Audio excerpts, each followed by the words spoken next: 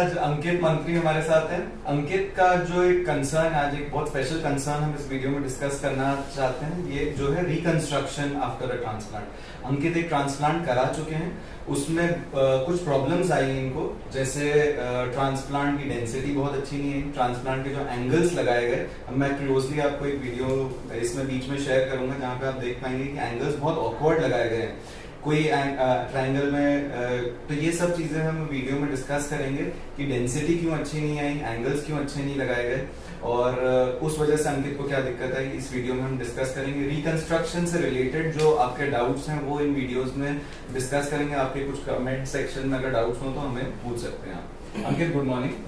हाँ बताओ, आपका क्या कंसर्न रहा, कैसा एक्सपीरियंस रहा और क्यों अपने को सर्जरी वापस करनी पड़ रही है? मेन कंसर्न तो ये एक तो पहला चीज की डेंसिटी नहीं आ पाई जो मैं एक्सपेक्ट कर रहा था।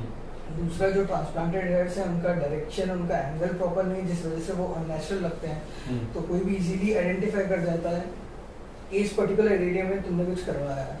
तो इस वजह से मैं चाह रहा था कि ट्रांसप्लांट और हो जाए, मुझे प्रॉपर डेंसिटी मिल जाए, प्लस डायरेक्शन एंगल सब नेचुरल लगे, हेयर लगे। ठीक है। सो अभी अंकित के क्लोजअप पिक्चर्स मैं आपके साथ शेयर करूंगा, देखिए उसको क्लोजअप पिक्चर्स को ध्यान से। सो क्लोजअप पिक्चर्स को देख के आपको ये पता पड़ेगा कि एक तो डेंसिटी जो है, ये वाले जो साइड्स हैं, ये वाले साइड्स, आगे वाली साइड और ये वाला जो साइड है, इसमें बहुत ज्यादा कम है। So we are going to cover this sides.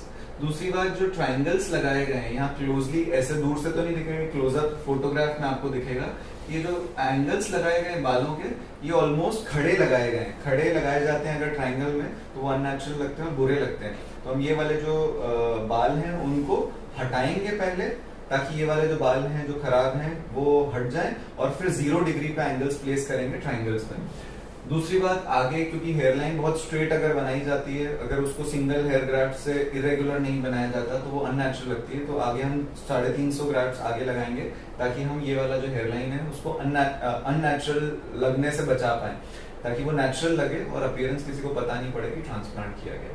Third concern density, ये वाला जो आगे वाला पार्ट है उसमें अंकित का डोनर एक ट्रांसप्लांट करने के बाद भी अभी अच्छा है, तो हमारी कोशिश रहेगी कि हम 3000 के अराउंड ग्राफ्ट्स ले पाएं और ये फ्रंट वाले एरियाज और ट्रायंगल्स को एनहांस करें।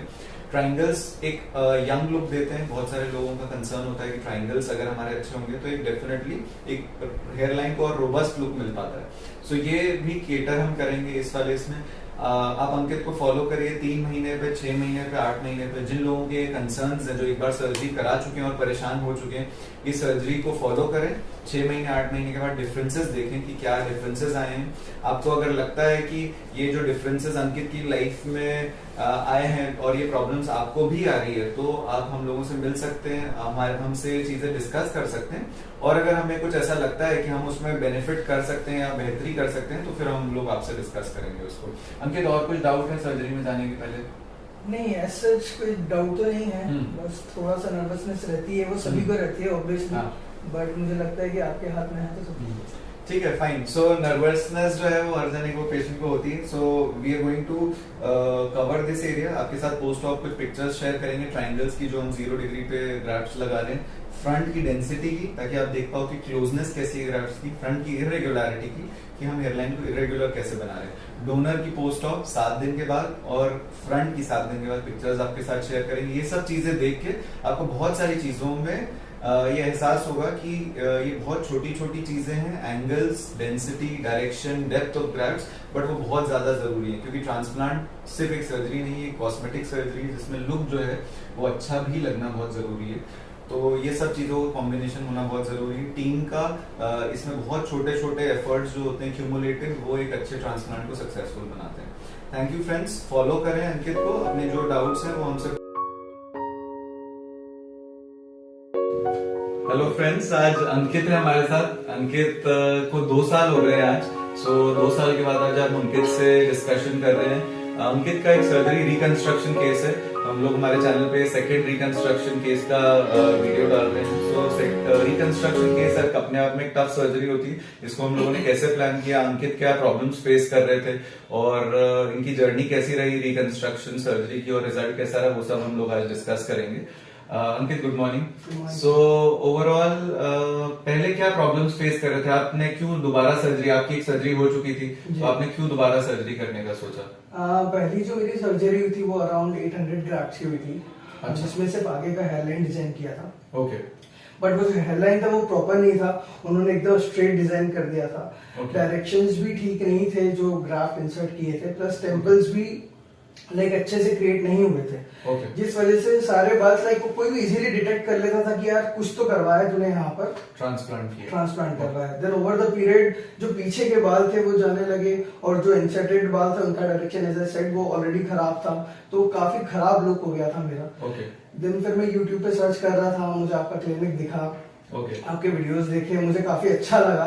Then Okay. मैं आया एंड देन ओके, ठीक है। सो अंकित का जैसा कहना है कि ट्रांसप्लांट सर्जरी में अगर टीम ने डायरेक्शंस का, डेंसिटी का और प्रॉपर एंगुलेशन का अगर ध्यान नहीं रखा तो वो ऑकवर्डनेस दे सकता है पेशेंट के लिए, क्योंकि यंग पेशेंट के लिए लुक बाल ना होना उससे ज्यादा खराब होता है कि बाल खराब और खराब दिखने लगे, ऑकवर्ड लगने लगे। हम लोग कुछ अंकित की बेसलाइन पिक्चर्स दिखाएंगे आपको, जहां पे डायरेक्शन साइड में आप देखेंगे ना तो थोड़ा ऑकवर्डनेस लगने लग गया है और रिसीड भी हो गया था डेफिनेटली हेयरलाइन। तो अभी हम लोगों ने इनका फ्रंट वाला जो जोन प्लान किया है उसमें हम लोगों के पास चैलेंज ये था कि डायरेक्शंस भी हमें सेट करने हैं, एक प्रॉपर कोम कर पाए वो डायरेक्शन सेट करें ताकि एक प्रॉपर एक left to right combing pattern develop हो। और तीसरी बात, क्योंकि डोनर एक बार पंच हो चुका था तो ये भी चैलेंज था कि ग्राफ्ट्स हमारे पास कम थे। जब एक नया डोनर हम लोग पंच करते हैं तो हमारे पास ग्राफ्ट्स जो है वो ज्यादा रहते हैं। दूसरी बात, अब जब सर्जरी के 2 साल हो गए, बहुत सारे लोगों के मन में ये भी डर रहता है कि सर्जरी के बाद तो 1 आध साल में गिर जाते हैं, तो इट इज गुड कि हम लोग 2 साल के बाद आपसे मिलके एक वीडियो शूट कर पा रहे हैं कि इन 2 सालों में आपको क्या लगा कि डेंसिटी कितने % ट्रांसप्लांट की ड्रॉप हुई है, या ओवरऑल पहले के मुकाबले अब लुक में आपको क्या फर्क लगता है? डेंसिटी तो अभी तक बिल्कुल भी ड्रॉप नहीं हुई है, क्योंकि मैं जैसा आपने सजेस्ट किया था कि मिनॉक्सिडिल, फिनेस्ट्राइड ये प्रॉपर ले रहा हूँ, प्रॉपर केयर कर रहा हूँ, प्रॉपर न्यूट्रिशन ले रहा हूँ। ओवरऑल मैं बहुत सेटिस्फाइड हूँ आपके काम से, अपने ट्रांसप्लांट से स्पेशली। कहीं भी जाता हूँ तो लोग एकदम जज नहीं कर पाते कि कुछ करवाया, बट वो बोलते हैं कि यार तेरे बाल पहले से काफी अच्छे हो गए, तो तू कुछ तो कर रहा है, क्या कर रहा है, हमें भी पता कि क्या कर रहा है।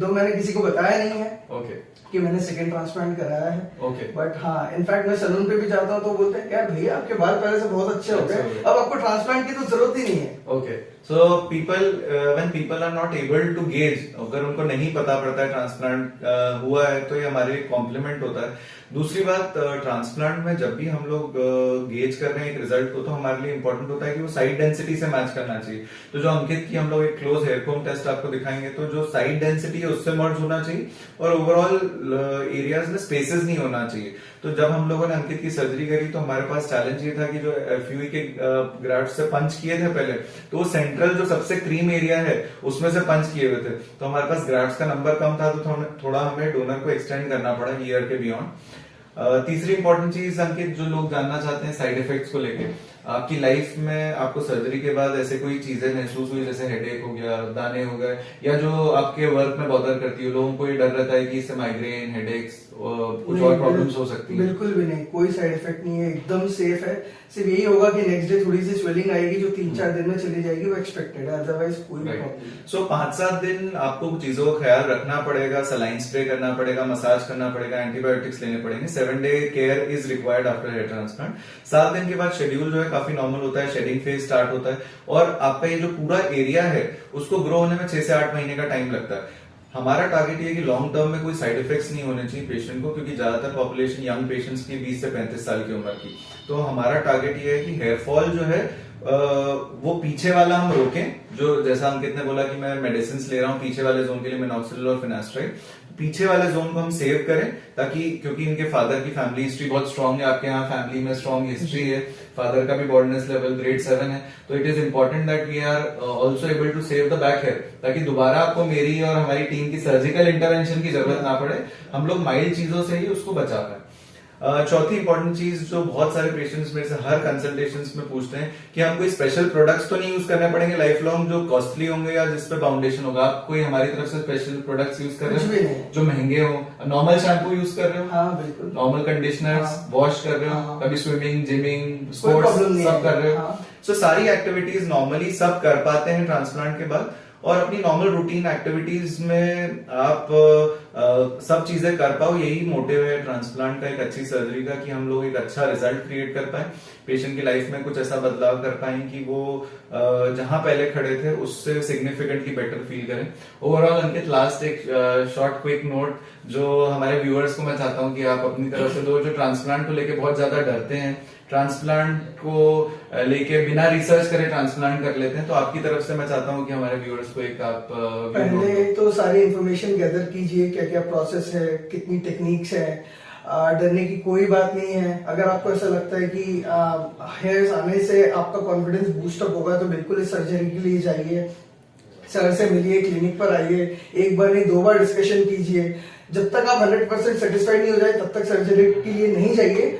बट हाँ, कोई साइड इफेक्ट्स नहीं है और बिल्कुल करवाना चाहिए अगर आप प्लान कर रहे हो तो। ओके, सो अंकित की जर्नी से आई एम होपफुल कि बहुत सारे लोग जिनकी सर्जरी में कुछ फेलियर रहे या फिर सर्जरी का रिजल्ट उतना अच्छा नहीं आया, ये इनके कुछ, जब आप जर्नी में pre pictures, post op images और अब की इमेजेस देखोगे तो आपको सिग्निफिकेंट फर्क लगेगा उसमें। आप लोग भी कुछ आपके डाउट्स हो तो हम लोगों को कमेंट सेक्शन में पूछ सकते हैं, हम लोगों से डिस्कस कर सकते हैं। आपकी कोई प्रॉब्लम, आप अगर ऐसी कोई रिकंस्ट्रक्शन केस के बारे में सोच रहे हैं तो हम लोग आपको गाइड करेंगे, और आने वाले टाइम में अगर आप कुछ इन्फॉर्मेशन चाहते हैं तो हम लोगों को ऐसी वीडियोस आप देखना चाहते हैं तो हमारे चैनल को लाइक कर सकते हैं, सब्सक्राइब कर सकते हैं।